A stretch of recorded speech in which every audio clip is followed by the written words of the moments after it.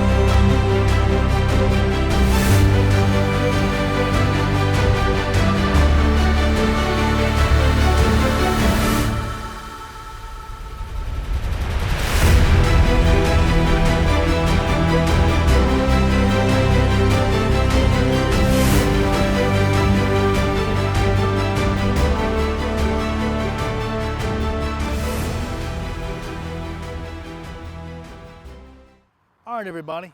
Told you we were going to talk about the three controllers that DJI offers for its consumer line of drones.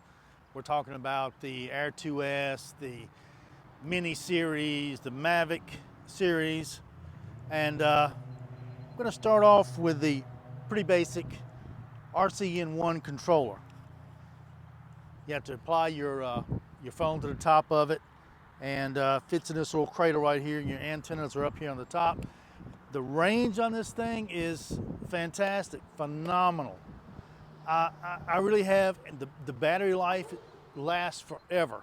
And I really don't have anything bad to say about this controller except for one thing. You have to use your phone for your screen. And if any of you guys out there have an iPhone, you're gonna know what I'm talking about right here, because when you put the phone in, the phone gets hot. The first thing the iPhone does, it dims its screen to try to save on the heat. All right, and what does that do to you trying to fly? It makes it miserable, miserable. So if you're gonna use one of these, I recommend that you use a Galaxy, Samsung, an Android phone that does not dim its screen when it gets hot. And this will be an excellent remote. Sure, you don't have some of the customizations that you do on a couple of the other remotes, but as far as range, hey, you can't beat this guy. And I can't say really, other than the screen, I can't say anything bad about it. Now, let's move up to the RC. You notice the RC's got a built-in screen, and that's all great, fine and good. 700 nits, it's okay. It's better than a phone if you're using an iPhone especially. And I'm not trying to knock iPhone users, so don't everybody jump on me, but it's the truth. You put a iPhone on this baby right here, and you try to keep that screen bright, it's gonna dim on you every time. And it's gonna dim so bad, if you're out in any kind of sunlight whatsoever, like I am this afternoon, it's going to be miserable trying to fly because you're not going to be able to see what you're doing. Now, here comes this guy. For the money, you can't beat it. It is 700 nits of brightness. Hello, bird. 700 nits of brightness, and customizable buttons on the back, on the top, scroll wheels. Pretty much do anything you want to do with this remote. But there's also one problem with this remote. And this is going to be kind of like a series of problems with each one of these, and I'll get to that in a second. You notice there's no antenna. The antennas are built in. So you've got one transmitter and two antennas, and they're all built in here. And when you're in a setting like downtown, you've got these large buildings and parking decks and all this concrete. Struggles from time to time. As far as the range, if you're out and you don't have all these obstacles, all the radio interference, all the different Wi-Fi signals. Oh, somebody getting it down the road there. Sounded pretty good. I don't know if you guys could hear it or not. But struggles a little bit when it comes to range. And 700 nits is okay, but I like a bright screen. So for the money, I mean, I think this one runs around 150, and you can't even buy this one from DJI. You have to get it from a third party.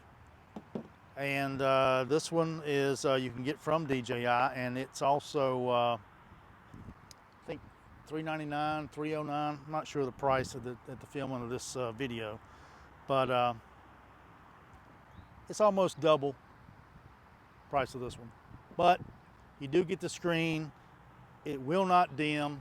700 nits of brightness, pretty bright. No real problems as long as you're flying in a relatively less cityscape area. You shouldn't have really any problem with this. And I'm not saying you can't fly here.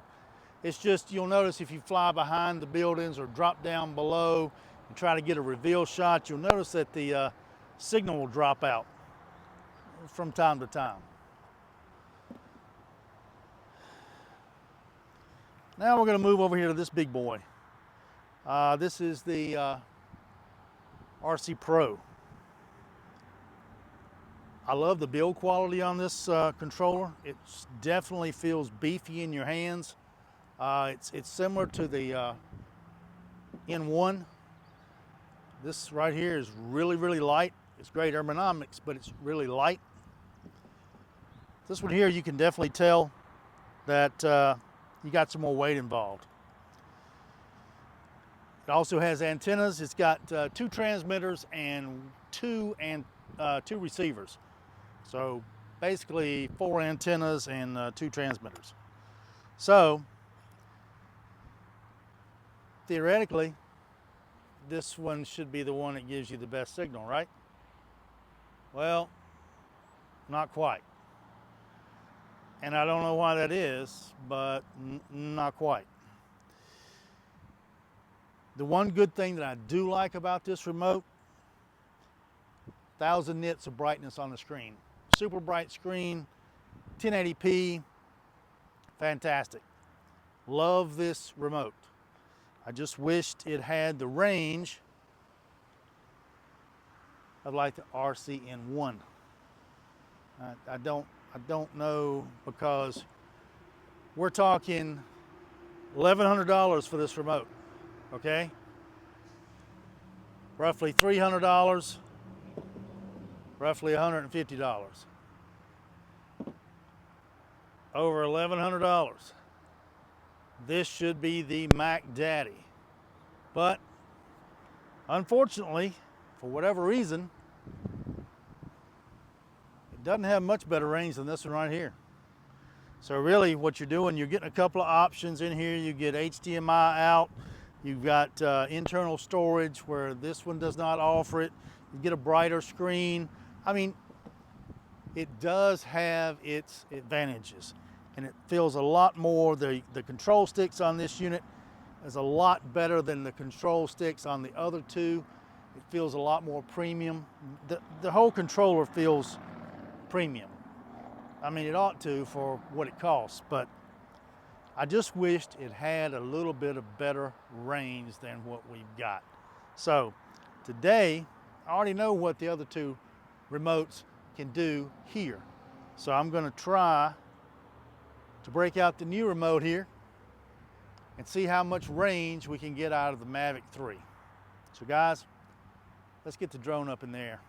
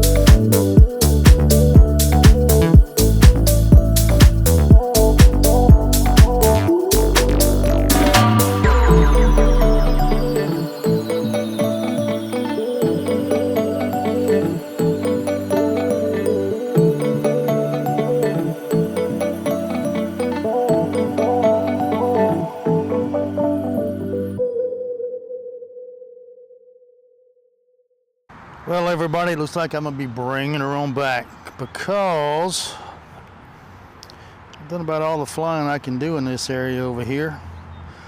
Like I say, we are right smack dab in the middle of a big geo zone. Smith Reynolds Airport is right in this area, so we have to abide by all the rules and regulations here, and there's just certain areas that it will just not let me fly towards. So as I said, this was going to be a test of the RC Pro controller, the most expensive consumer controller that you can get from DJI. It is very well built, offers a lot of different options and customization.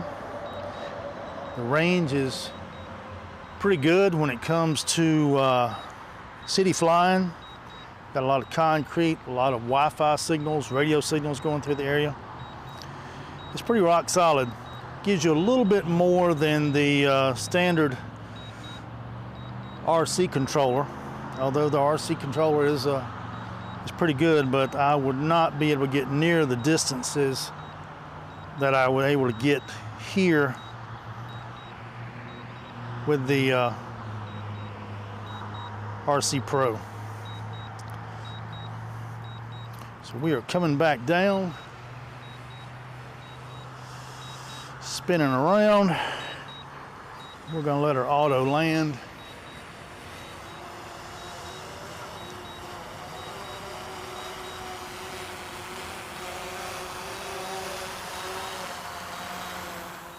All right, guys, made it back.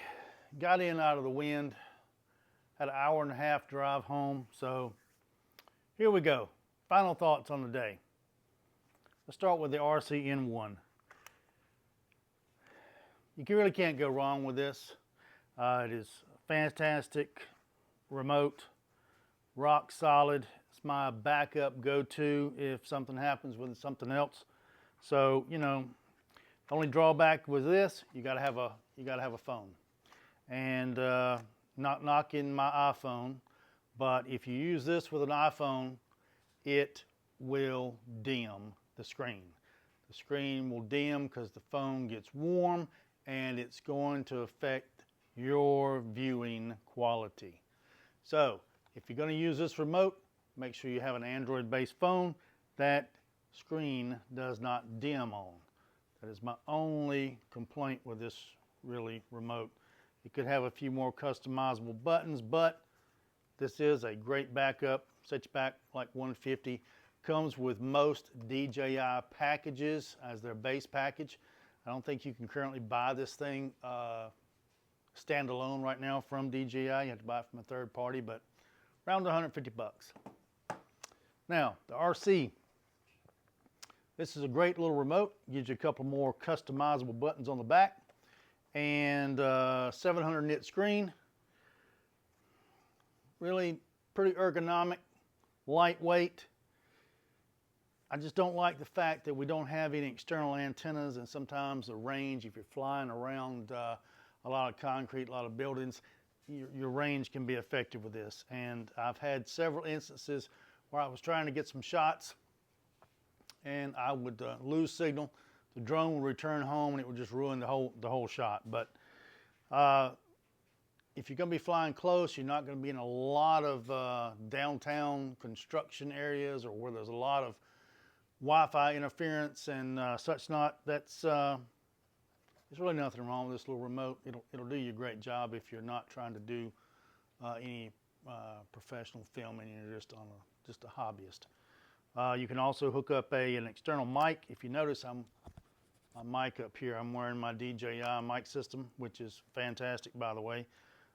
You can plug that directly in here to do your volume on your screen recordings, but you have to insert an SD card in the back here because this remote does not have any internal storage You can plug this in here and it will charge your phones. Acts as a little battery. Battery life is pretty decent on this. No real complaints. Just wished it had a little bit brighter screen and those antennas.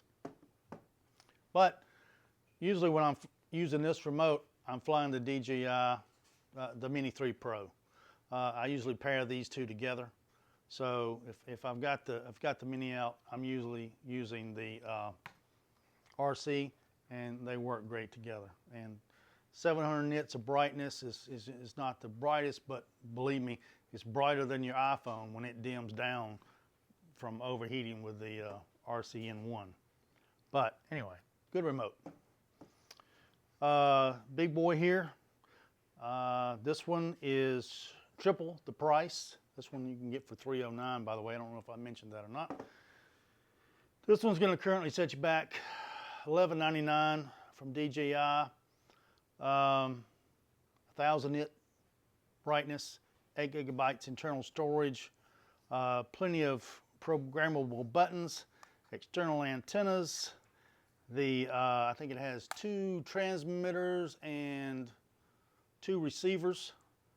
Or is it 2 transmitters, 4 receivers? Don't hold me to that, I'm not exactly sure. 5D button to where you can go through. It's basically an Android, it has an Android operating system on it, so you can download third-party apps. Even watch Netflix on it if you wanted to. I don't know that I would do that, but you can download third-party apps, and it has plenty of storage if you want to put something on it to view later. It also has a SD card where you can add extra memory, and an HDMI port should you wish to maybe showcase for a customer or something and they need a bigger screen. You can plug into this and view your recording right off the TV. It also has a place for the wireless mic to where you can plug in and do your screen recordings right off of the controller. Really can't say anything bad about this except for the price. I would like it to have a little bit more range than what it does. It has just a little bit more than this one, depending on where you're at. But this one just feels more solid in the hand and a brighter screen. And usually if I'm going to use this remote, I'm flying with my Mavic 3.